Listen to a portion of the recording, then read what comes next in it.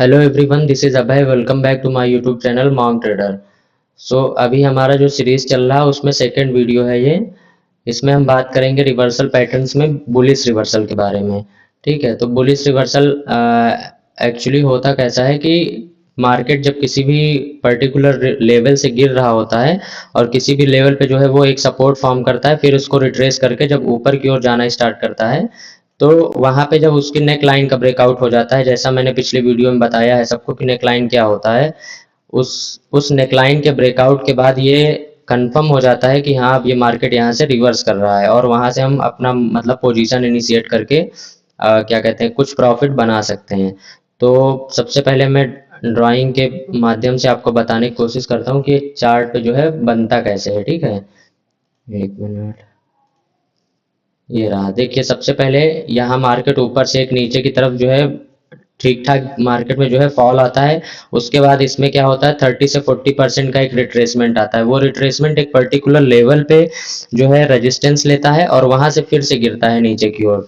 जब गिरता है तो जो फर्स्ट बॉटम होता है वहां पे ही उसी के आसपास थोड़ा ऊपर या नीचे हो सकता है, लेकिन लेवल आसपास वही रहता है। ठीक है, वहीं से सपोर्ट लेकर के दोबारा से एक हाई दोबारा से बनाने की कोशिश करता है। ठीक है, अब जब ये हाई बनता है तो इसमें जो नेकलाइन होता है उसका ब्रेकआउट हो जाता है। ठीक है, और इस ब्रेकआउट के बाद मार्केट कुछ इस स्ट्रक्चर में मूव करने की कोशिश करता है ऊपर की तरफ, हायर हाई के फॉर्मेशन को करते हुए। तो इस स्ट्रक्चर को हम जो है रिवर्सल पैटर्न या बुलिश रिवर्सल पैटर्न के तौर पे जानते हैं। ठीक है, इसमें जो है हम एक यहाँ से लाइन ड्रॉ कर देंगे तो ये पैटर्न एकदम क्लियर हो जाएगा हमको। यहाँ पे एक लाइन ड्रॉ हो जाएगी, एक लाइन यहाँ पे ड्रॉ हो जाएगी। ठीक है, ये हमारा नेक लाइन होता है। ठीक है, और ये हमारा सपोज करिए डबल बॉटम का सपोर्ट एरिया है, तो यहाँ पे डबल लाइंस ड्रॉ कर लेंगे, ये हमारा सपोर्ट एरिया है। अब होता क्या है, ये सपोर्ट एरिया है। जब मार्केट ऊपर से गिरते गिरते नीचे की ओर आता है तो इस लेवल पे सपोर्ट लेता है। ठीक है, किसी भी लेवल पे वो सपोर्ट ले सकता है, हो सकता है फ्रेश सपोर्ट बनाए अपना, हो सकता है इस सपोर्ट के आसपास के लेवल पे पीछे कहीं मार्केट में सपोर्ट रहा हो तो मार्केट सपोर्ट बनाता है। ठीक है, उस सपोर्ट से क्या होता है, यहाँ कुछ बायर्स आते हैं जिनकी वजह से मार्केट ऊपर की ओर जाना स्टार्ट करता है। वो यहाँ पे बाय करने की कोशिश करते हैं तो मार्केट ऊपर की ओर जाता है। जब ऊपर जाता है तो एक पर्टिकुलर लेवल पे जो है कुछ सेलर्स होते हैं जो कि यहाँ से अपनी सेलिंग की पोजीशन इनिशिएट करते हैं, जिनकी पोजीशन यहाँ पे बननी छूट गई थी। ठीक है, जो यहाँ पे प्राइस को नहीं बाई कर पाते हैं तो वो जब यहाँ प्राइस आता है तो उनको लगता है थोड़ा ऊपर प्राइस आया, चलो सेल करते हैं, जिसकी वजह से ये नेक लाइन क्रिएट होती है, मतलब कि रेजिस्टेंस बनता है। जब यहाँ पे सेलर्स आते हैं तो फिर से मार्केट ये नीचे की ओर जाना स्टार्ट करती है। ठीक है, अब जब दोबारा मार्केट नीचे जाती है तो क्योंकि यहाँ पे पहली टाइम जो फर्स्ट बायर था वो सेकेंड टाइम अपनी पोजीशन को बचाने की कोशिश करता है, या जो भी उसकी जो है एंट्रीज थी उसको बचाने की कोशिश करता है, और जो यहाँ पे बचे हुए बायर्स थे वो भी लेट कमर्स के फॉर्म में यहाँ पे आते हैं। तो यहाँ पे अगेन एक बाइंग मोमेंटम स्टार्ट होता है। जब ये बाइंग मोमेंटम स्टार्ट होता है तो मार्केट अक्सर ये लेवल को तोड़ते हुए ऊपर निकल जाता है। उसका रीजन ये होता है कि जो सेलर्स यहाँ पे सेल करके बैठते हैं पोजीशन को, उन्होंने क्या देखा कि यहाँ से हमने सेल किया था लेकिन मार्केट ने तो लो तोड़ा ही नहीं। जब लो तोड़ा ही नहीं तो वहां पे डबल बॉटम बन गया। डबल बॉटम बन गया मतलब कि एक अच्छा सपोर्ट है। तो जब इनको दिखता है कि ये यहाँ पे सपोर्ट ले लिया है मार्केट ने, अब ये ऊपर की ओर आ रहा है, तो इनका जो स्टॉप लॉस होगा वो यहाँ कहीं पे पर्टिकुलर लेवल पे एक स्टॉप लॉस होगा, क्योंकि इनकी पोजीशंस बड़ी होती हैं। ठीक है, तो इनका स्टॉप लॉस छोटा रहता है। तो ये करते क्या है, जो जो पोजीशंस इन्होंने सेल की है उसको ये रिवर्स फॉर्म में बाई करना स्टार्ट कर देते हैं, in the sense position exit करना शुरू कर देते हैं। जब पोजीशन एग्जिट होना शुरू होती है तो ये जो सेलर्स होते हैं वो भी इस लेवल पे अल्टीमेट बायर्स बन जाते हैं। जब ये यहाँ अल्टीमेट बायर्स बन जाते हैं तो मार्केट और तेजी से ऊपर जाना स्टार्ट करता है। जब वो ब्रेकआउट लेवल के पास पहुंचता है, आपने देखा होगा जहां भी ब्रेकआउट होता है वहां से मार्केट तेजी से ऊपर की ओर निकलता है। ठीक है, तो उसका रीजन यही होता है कि वहां पे जो सेलर्स का स्टॉप लॉस लगा होता है या बायर्स का स्टॉप लॉस लगा होता है वो रिवर्स पोजिशनिंग में आ जाते हैं। अल्टीमेट वो सेलर है तो बायर बन जाएगा, और अगर बायर था तो वो अल्टीमेट सेलर बन जाएगा, और वहां से जो मार्केट में रफ्तार होगी ऊपर जाने की या नीचे जाने की वो सर्टेनली थोड़ा सा बढ़ जाएगी। तो उसका रीजन यही होता है। ठीक है, अभी इतना सबको समझ में आ गया होगा। अब मैं आगे आपको बताता हूँ इसमें एंट्री कैसे करते हैं और टारगेट कैसे जो है सेट करते हैं।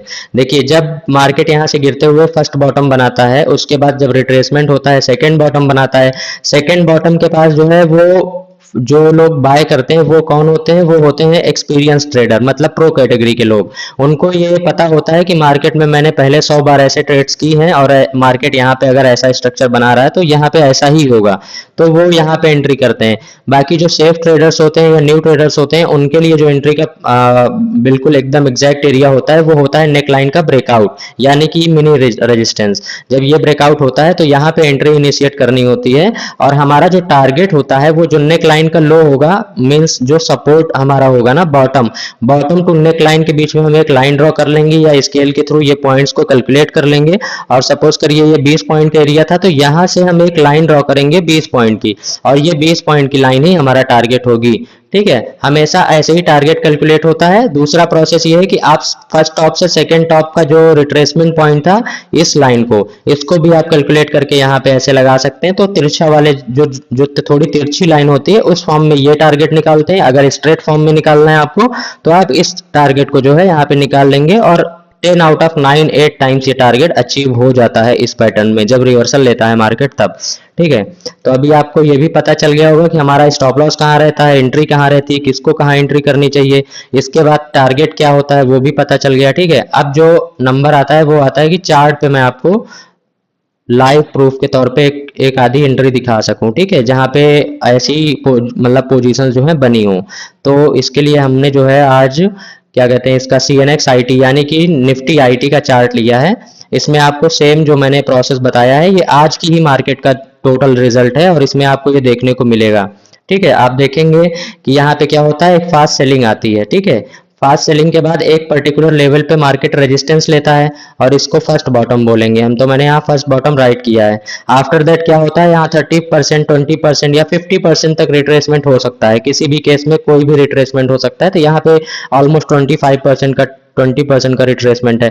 फिर यहाँ से मार्केट जब गिरता है तो यहाँ पे वही वाला लॉजिक लगता है कि यहाँ पे कुछ सेलर्स आते हैं जिनका सेलिंग पोजीशन यहाँ पे बनाने का मिस हो गया था, वो यहाँ बनाते हैं। तो होता क्या है, मार्केट नीचे जाता है, बट फिर से मार्केट जब उसी बॉटम के पास सपोर्ट ले लेता है तो इनको भी खलबली मच जाती है कि भैया अब जो है नीचे जा नहीं रहा है तो ऊपर जा सकता है। तो जब मार्केट जो है ऊपर की ओर रिवर्स करने लगता है तो ये जो सेलर है वो पोजीशन एग्जिट करता है, और उस केस में ये सेलर भी अल्टीमेट बायर बन जाता है इस जगह पे आकर के। ठीक है, अब जब ये बायर बन जाता है तो होता क्या है कि मार्केट ब्रेकआउट दे देता है, और जो हमारा एंट्री होता है वो इस लेवल पे बनता है। ठीक है, जो सेफ ट्रेडर्स होते हैं उनका एंट्री यहाँ बनता है, जो अर्ली ट्रेडर्स होते हैं उनका एंट्री यहाँ पे बनता है। ठीक है, अभी आपको इतना समझ में आ गया होगा, मैंने दोबारा भी समझा दिया है, क्योंकि अब यहाँ पे जो टारगेट का लॉजिक था वो मैंने बताया था आपको, वो मैं आपको देखो प्रूफ के साथ दिखा रहा हूँ कि यहाँ पे आपको देखने को मिलेगा ये इसका नेक लाइन एरिया है। ठीक है, और यहाँ से यहाँ तक आप देखेंगे इस लाइन तक जो टारगेट है वो करीब करीब कितने पॉइंट्स का है, ये है 289 पॉइंट्स का। ठीक है, ये 289 पॉइंट्स का टारगेट है, और ये यहाँ पे ये लाइन है। ठीक है, आप देखेंगे यहाँ से सेम जब ब्रेकआउट होता है तो आपको देखने को मिलेगा यहाँ पे सेम वही 289 पॉइंट का टारगेट, कॉपी पेस्ट टारगेट निकल के आता है। क्यों निकल के आता है, क्योंकि टेक्निकल वर्क करता है। ठीक है, जो पैटर्न की फॉर्मेशन होती है वो वर्क करता है, अगर आप उसको सही से बिल्कुल पेशेंस के साथ पकड़ेंगे तो आपको वो टारगेट भी देगा, आपका लॉजिकल स्टॉप लॉस भी वहां पे होगा, आपका अच्छा रिस्क रिवॉर्ड भी बनेगा। ठीक है, अब इस केस पे सपोज करिए किसी को एंट्री लेना होता, तो अगर कोई यहाँ एंट्री ले रहा है तो अक्सर आपका स्टॉप लॉस जो होगा फर्स्ट बॉटम के स्विंग लो के नीचे होगा, यानी इस लेवल पे आपका स्टॉप लॉस कहीं रहेगा। ठीक है, लेकिन आप अर्ली ट्रेडर हैं तब, आप एक्सपीरियंस्ड हैं तब। अगर आप सेफ ट्रेडर हैं तो आपका एंट्री यहाँ पे रहता है, और इस केस में जब भी आप स्टॉप लॉस लगाएंगे तो आप इसके बीच में जो स्विंग लो बनेगा वो स्टॉप लॉस लगा लेंगे। अदरवाइज जैसे 289 पॉइंट्स का टारगेट था तो आप इसका जस्ट 1/3 या 1/2 मतलब सेकंड पोर्शन या थर्ड पोर्शन को अपना टारगेट मान लेंगे, यानी यहाँ 100 पॉइंट का टारगेट हो सकता है, सॉरी एसएल हो सकता है, या तो आप अपना एसएल जो शिफ्ट कर लेंगे वो इस पोजीशन के टारगेट के हिसाब से जस्ट हाफ पे शिफ्ट कर लेंगे, ताकि आपका जो रिस्क रिवॉर्ड रहे वो 1:2 का निकल के आ सके।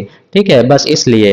और वैसे भी आपको अगर यहाँ पे देखिए ये स्विंग लो है, इस स्विंग लो के नीचे अगर एसएल किसी ने रख के यहाँ पोजीशन बनाई होती तो किसी का एसएल नहीं होगा, और इस केस में टारगेट पूरा पूरा निकल के आता है, जो वही टारगेट अचीव होता है। ठीक है, तो मैं होप करता हूँ सबको वीडियो समझ में आ गई होगी जो मैं समझाने की कोशिश कर रहा था। ठीक है, जिसको कुछ नहीं समझ में आता है वो वीडियो के कमेंट सेक्शन में जाकर के कमेंट करके पूछ सकते हैं, और जिनको वीडियो समझ में आता है वो प्लीज वीडियो को लाइक कर दिया करें, और चैनल को जो है सब्सक्राइब कर लें जो नए लोग आते हैं वो, और कमेंट करके जरूर बताएं कि वीडियो कैसी लगती है। Okay, thank you.